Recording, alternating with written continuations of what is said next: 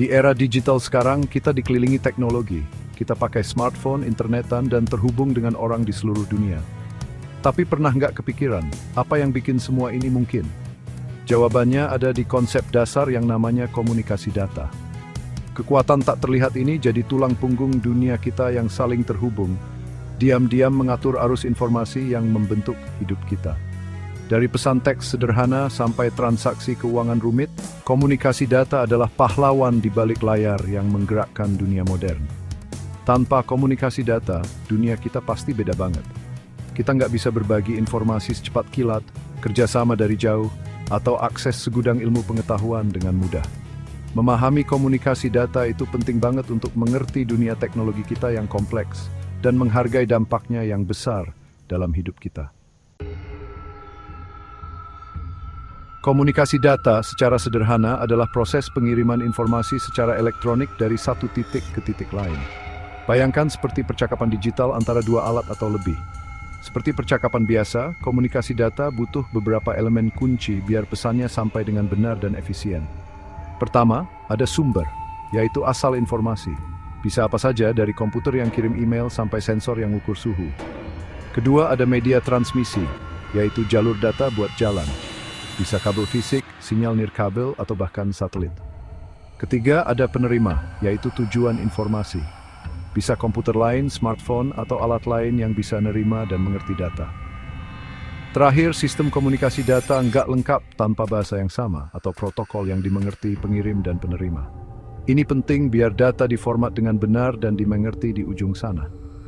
Semua elemen ini bekerja sama dengan mulus untuk memungkinkan pertukaran informasi yang lancar yang jazal kehidupan digital kita. Komunikasi data nggak cuma satu jenis. Bisa dibagi berdasarkan arah aliran data dan metode transmisi. Salah satu cara mengklasifikasikan komunikasi data adalah berdasarkan arah aliran data.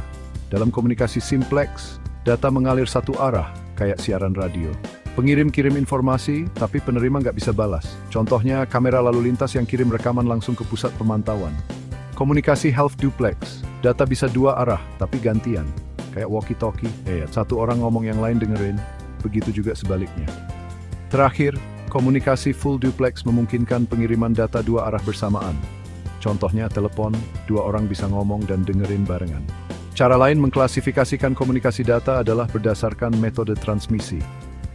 Komunikasi analog, data diwakili gelombang kontinu, seperti gelombang radio atau sinyal televisi analog. Komunikasi digital, data diwakili bit-bit terpisah 0 dan 1, bikin transmisi lebih efisien dan jauh. Teknologi modern, kayak internet dan handphone, kebanyakan komunikasi. Perjalanan data dari sumber ke tujuan itu menarik banget. Biar data sampai dengan selamat, ada beberapa langkah kunci. Proses ini memastikan informasi dikemas dengan benar, dikirim dengan aman, dan dimengerti dengan akurat di penerima. Langkah pertama, enkapsulasi. Data dibagi jadi unit kecil yang disebut paket. Setiap paket dikasih header yang berisi informasi penting, kayak alamat pengirim dan penerima, mirip amplop surat. Selanjutnya, pengkodean. Data diubah jadi format yang cocok untuk transmisi lewat media yang dipilih. Mungkin mengubah data digital jadi sinyal analog untuk saluran telepon biasa, atau memformat data untuk transmisi nirkabel. Setelah dikodekan, data mulai perjalanannya lewat media transmisi. Bisa lewat kabel fisik, satelit, atau gelombang elektromagnetik di udara. Sampai di tujuan, data didekodekan, diubah balik ke format aslinya. Terakhir, paket-paket disusun ulang sesuai urutan, kayak nyusun puzzle, untuk membentuk pesan lengkap. Proses rumit ini terjadi sekejap mata, bikin bisa nikmat aliran informasi untuk IC. Biar komunikasi data lancar, ada tantangan kayak noise interferensi dan faktor lain yang bisa bikin error, merusak pesan. Biar komunikasi andal, sistem komunikasi data pakai mekanisme kontrol kesalahan.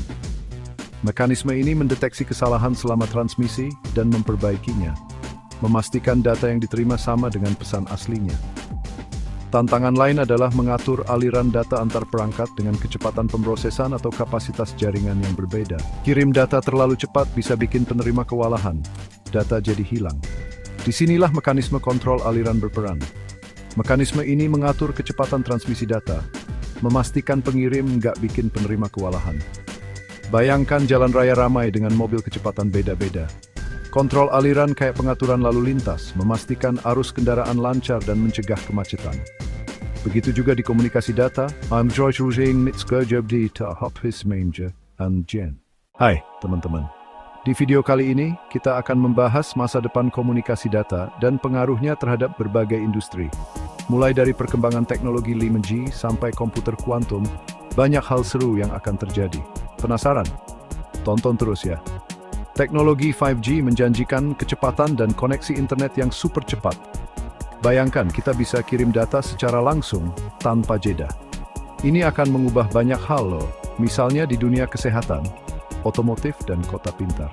Mobil bisa jalan sendiri dan berkomunikasi dengan lampu lalu lintas, atau operasi bisa dilakukan dari jarak jauh tanpa delay sama sekali. Keren kan? Tapi, itu baru permulaan. Komputer kuantum akan mengubah cara kita memproses dan mengamankan data. Dengan prinsip mekanika kuantum, komputer ini bisa memecahkan masalah rumit yang tidak bisa dipecahkan oleh komputer biasa. Ini akan membawa kemajuan besar di bidang keamanan data, kecerdasan buatan, bahkan untuk mempelajari perubahan iklim. Masa depan komunikasi data bukan hanya tentang kecepatan dan efisiensi, teman-teman, tapi juga tentang bagaimana kita hidup, bekerja, dan berinteraksi satu sama lain. Teknologi-teknologi baru ini akan membuat dunia kita lebih pintar, lebih aman, dan lebih efisien. Ikut this video kita zatut hitam China fasing singge naval but sumi belum kesan pejata. Hai semuanya, kita ngomongin masa depan komunikasi data nih. Ada satu hal penting banget yang nggak boleh kita lupain, keamanan. Sekarang, data yang dikirim dan diterima itu banyak banget, jadi keamanan data makin penting dari sebelumnya. Teknik enkripsi juga udah canggih banget loh buat melindungi data kita dari serangan cyber. Ada yang namanya AES, singkatan dari Advanced Encryption Standard, dan PKI, singkatan dari Public Key Infrastructure. Dua teknologi ini jagain data kita, baik yang lagi dikirim maupun yang disimpan, biar nggak bisa diakses sama orang yang nggak berhak. Bayangin deh, kita bisa kirim informasi penting kayak data medis atau transaksi keuangan ke seluruh dunia dengan aman. Ini berkat enkripsi ujung ke ujung. Jadi datanya dienkripsi di perangkat pengirim dan cuma bisa dibuka di perangkat penerima. Keren kan? Tapi ceritanya nggak berhenti sampai di situ. Ada teknologi baru, namanya kriptografi kuantum, yang lebih canggih lagi. Teknologi ini pakai prinsip mekanika kuantum, jadi enkripsinya susah banget dipecahin. Ini bakal jadi perubahan besar dalam melindungi data kita dari serangan siber yang makin canggih.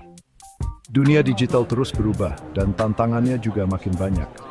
Tapi dengan teknologi enkripsi yang makin maju, kita bisa berharap data kita tetap aman, privat, dan kita semua harus peduli dan ikut bertindak. Makasih udah nonton. Jangan lupa pantengin terus video kita selanjutnya tentang dunia komunikasi data. Ya.